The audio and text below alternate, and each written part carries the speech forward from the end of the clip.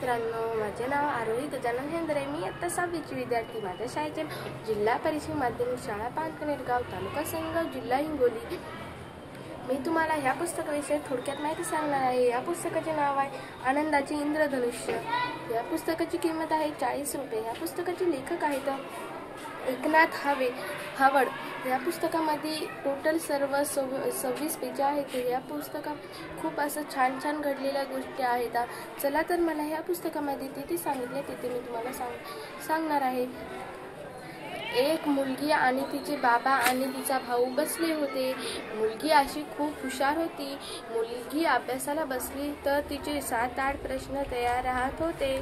तिचे बाबाला तिच्यावर खूप गर्व होता, कारण की तिने यंदा पूर्ण शाळेतून टॉप केलते। नंतर तिचा भाऊ म्हणाला, बाबा हिने असे काय केले? हिला महाराष्ट्रातील सर्वात प्रथम क्रमांक भेटले। बाबा सांगू लागले, ही खूप अशी अभ्यासात हे होती, तू पण असं केलं तर तुझं पण नंबर येईल, तुझं पण नाव हे होईल, तू पण माझं असं नाव कर। नंतर ते सर्व बोलू लागले। नंतर ते सर्व गेले आणि ते तिच्यावर आणि ते म्हणाले, बाबा दीदी, मी पण दीदी सारखं बनवून दाखवणार तुम्हाला।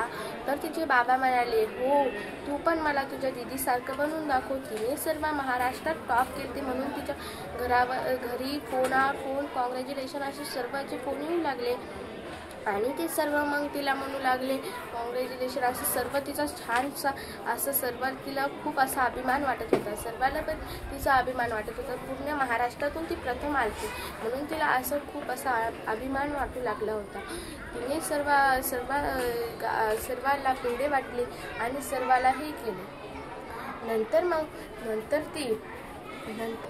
नंतर तिच्या बाबाला खूप तिचा अभिमान वाटला। नंतर ते सर्व तिथे बसलेले होते। तिच्या देवघरात आग लागली आणि ते सर्व मग तिकडे गेले। तिचे बाबा विचारू लागले, अशी कशी लागली? आणि ते सर्व पाणी घेऊन त्याला विझवायला लागले, तरी पण ती आग काय विझेल।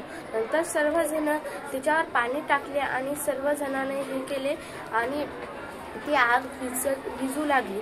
नंतर तिचे बाबा म्हणाले, अशी कशी आग लागली? कारण की इथे काहीच नव्हते, मग असं कसं झाले?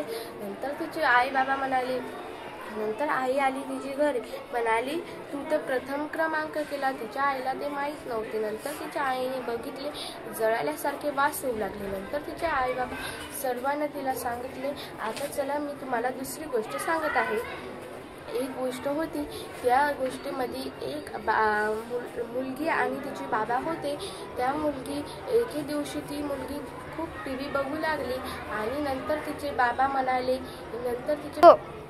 नंतर तिच्या आईचे नाव होते साक्षी आई। तिच्या आईचं नाव तिला खूप आवडत होते। नंतर तिच्या आईला तिने फोन लावले। तिच्या बाबाने तिच्याकडून फोन हिसकावून घेतले, म्हणाली, तू असं का करते? असे कोणाला पण फोन लावत जाऊ नको। नंतर ती गोष्ट तिच्या आईने ऐकली। नंतर मग तिच्या आईला असं वेगळं वाटलं, याने असं का म्हणले तिला असे का भांडले, तिला मारले तर नसते। तिच्या आईला तिचं टेन्शन आलं। नंतर तिची आई डबल जाऊ लागली घरी। नंतर तिच्या आई म्हणाली, का तुम्ही तिला असं धावले आणि हे केले? नंतर तिची आई म्हणाली, नंतर तिची आई तिच्या बाबाला खूप बोलली। नंतर ती मुलगी शाळेमध्ये गेली आणि शाळेमध्ये गेल्यावर नंतर तिने खूप अभ्यास केला आणि तिने पण प्रथम नंबर आणला। तिच्या आई बाबाला तिच्यावर अभिमान वाटला। नंतर तिचे आई बाबा खूप हे झाले आणि म्हणू लागले, आणि तिचे आई बाबा म्हणू लागले, असं तू तर अभ्यास नव्हता केला, आता एवढं का झाले? नंतर तिच्या आई बाबाला तिच्यावर खूप अभिमान वाटले। तिच्या बाबांना तिला एक नवीन कार ते घेऊन दिले। नंतर तिचे आई बाबा म्हणाले, अगं तू इतकं चांगलं काम केलं, तुझ्या आत्याचा तुझ्या मामाचा फोनावर फोन यायला, चल तर बोल। नंतर ती गोष्ट झाली आणि नंतर मी तुम्हाला ह्या पाठातली पुढची गोष्ट सांगत आहे। एक आई होती आणि तिची मुलगी।